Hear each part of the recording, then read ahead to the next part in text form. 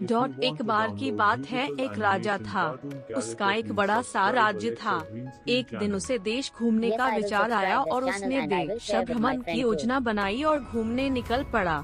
जब वह यात्रा से लौटकर अपने महल आया, उसने अपने मंत्रियों से पैरों में दर्द होने की शिकायत की।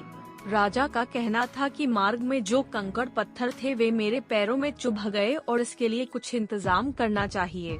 कुछ देर विचार करने के बाद उसने अपने सैनिकों व मंत्रियों को आदेश दिया कि देश की संपूर्ण सड़कें चमड़े से ढक दी जाएं। राजा का ऐसा आदेश सुनकर सब सकते में आ गए, लेकिन किसी ने भी मना करने की हिम्मत नहीं दिखाई।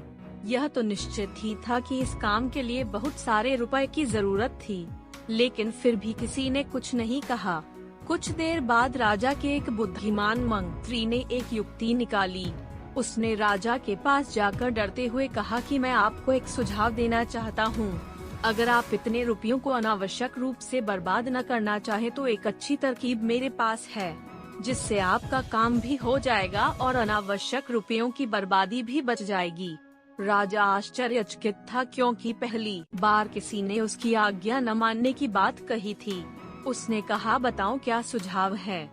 मंत्री ने कहा कि पूरे देश की सड़कों को चमड़े से ढकने के बजाय आप चमड़े के एक टुकड़े का उपयोग कर अपने पैरों को ही क्यों नहीं ढक लेते। राजा ने अचरज की दृष्टि से मंत्री को देखा और उसके सुझाव को मानते हुए अपने लिए जूता बनवाने का आदेश दे दिया।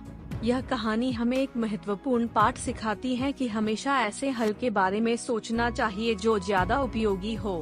जल्दबाजी में अप्रायोगिक हल सोचना बुद्धिमानी नहीं है। दूसरों के साथ बातचीत से भी अच्छे हल निकाले जा सकते हैं।